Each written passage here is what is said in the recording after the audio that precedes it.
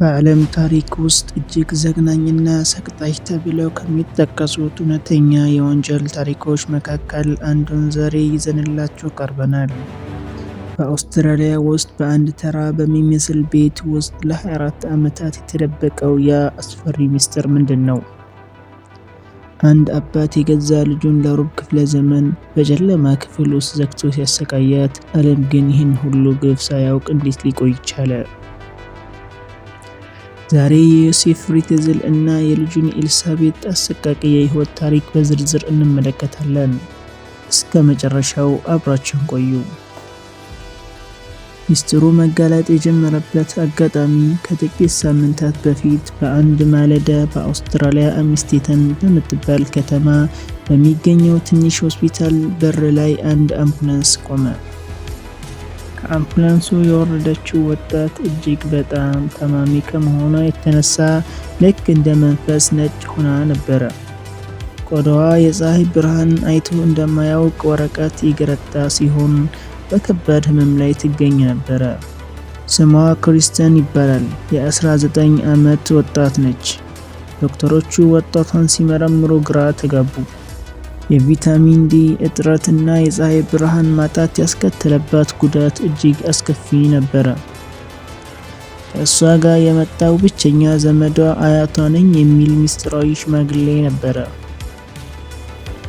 ዶክተሮቹ የልጅቷን እናት በአስቸኳይ መገኘት እንዳለባት ቢናገሩም እናቷን ግን ማግኘት አልተቻለም ነበረ።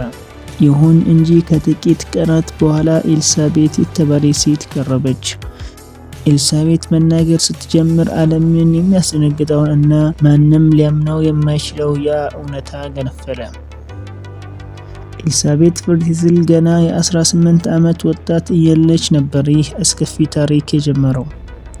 አባቷ ዮሴፍ ፍሪትዝል በሙያው ኤሌክትሪክ መሐንዲስ ሲሆን ከባለቤቱ ሮዝሜሪ ጋር በከተማዋ ትልቅ ክብር የሚሰጣቸው ሰዎች ነበሩ።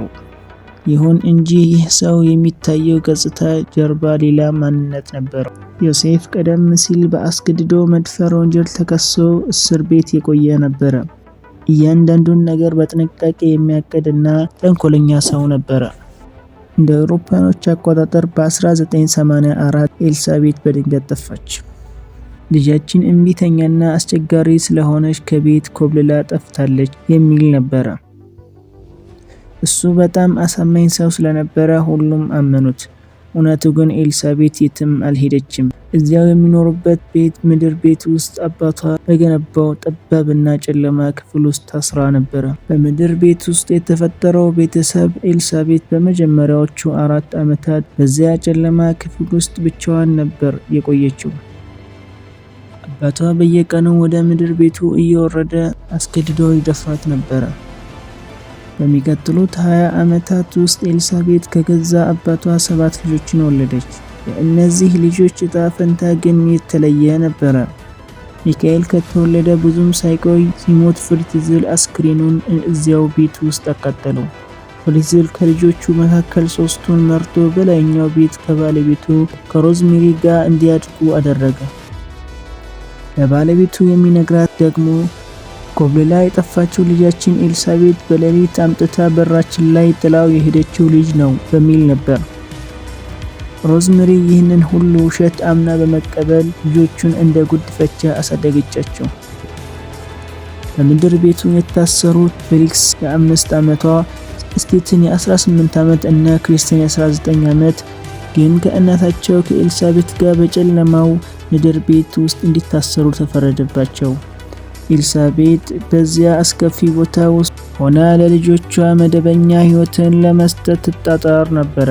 አባቷን መጽሐፍትና የመማሪያ ቁሳቁሶችን እንዲያመጣላት በመጠየቅ ልጆቿን ማንበብ፣ መጻፍና ሂሳብ ታስተምራቸው ነበረ። ዮሴፍ ፍሪትዝል እጅግ በራሱ የሚተማመን እና ተንኮለኛ ነበረ። በምድር ቤት ውስጥ ያሉት እስረኞች ለ3 ሳምንታት የሚያበቃቸውን ምግብና ውሃ አስቀድሞ በማከማቸት እሱ ብቻውን ወደ ታይላንድ ለወሲብ ጉዞ ይሄድ ነበረ። ነገር ግን ሊቆጣጠረው የማይችለው ነገር ተከሰተ። ታላቋ ልጁ ክሪስተን በሞት እና በህይወት መካከል ሆና ስትታመም አምቡላንስ ለመጥራት ተገደደ። ኤልሳቤት የታመመችውን ልጇን ለማየት በአባቷ ላይ ጫና አሳደረች። ልጅቷ ከሞተች በግድያ ትጠየቃለህ በማለት ሳይሆን አይቀርም አባቷን አሳመነችው። ዮሴፍ ፍሪትዝል የ24 ዓመት ውሸቱ ሊጋለጥ እንደሆነ ሲያውቅ ኤልሳቤትን እና የቀሩትን ልጆች ከምድር ቤት አውጥቶ ልጃችን ተመልሳ መጣች በማለት ለቤተሰቡ አስተዋወቀ።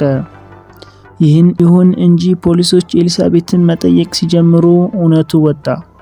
መጀመሪያ ላይ ፖሊሶች ታሪኩን ማመን አልቻሉም፣ ምክንያቱም ልክ እንደ መጥፎ አስፈሪ ፊልም ነበረ። ለ24 ዓመታት አስሮ ዘግቶ አስቀምጦኛል፣ ደግሞም አስገድዶ ደፍሮኛል፣ 7 ልጆችም ወልጄለታለሁ ስትል የፈሰሰው እንባ የታሰሩትን ወጣቶች ነፃ አወጣ።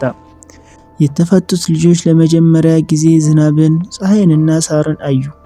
አንደኛው ልጅ በቆዳዬ ላይ ዝናብ ተሰምቶኝ አያውቅም ብሎ የተናገረው ቃል የደረሰባቸውን ግፍ ጥልቀት ያሳያል። የ73 ዓመቱ ዮሴፍ ፍሪትዝል በሰራው ወንጀል ተጸጽቶ አያውቅም። ይልቁንም ድርጊቱን ስህተት መሆኑን እንኳን ማየት አይችልም ነበር። ይህ ታሪክ የሰው ልጅ ምን ያህል ጨካኝ ሊሆን እንደሚችል የሚያሳይ ትልቅ ማሳያ ነው። ኤልሳቤት እና ልጆቿ ከ24 ዓመታት በኋላ ነፃ ቢወጡም ያሳለፉት ስቃይ ግን የማይረሳ ጠባሳ ጥሎባቸዋል። ዮሴፍ ፍሪትዝል የቀረውን ዕድሜ በእስር ቤት እንዲያሳልፍ የዕድሜ ልክ እስር ተፈረደበት። ይህ ታሪክ ምን ያስተምረናል? በዙሪያችን የሚፈጸሙ ግፎችን ዝም ብለን ማለፍ ምን አይነት ዋጋ እንደሚያስከፍል አይተናል። እናንተስ በዚህ ታሪክ ላይ ያላችሁን አስተያየት ምንድነው? ከስር በኮሜንት መስጫ ላይ አጋሩን። እንደዚህ ያሉ እውነተኛ የታሪክ ትረካዎች እንዲደርሳችሁ ቻናላችንን ሰብስክራይብ ማድረግ እንዳትረሱ። ስለተከታተላችሁን ከልብ እናመሰግናለን።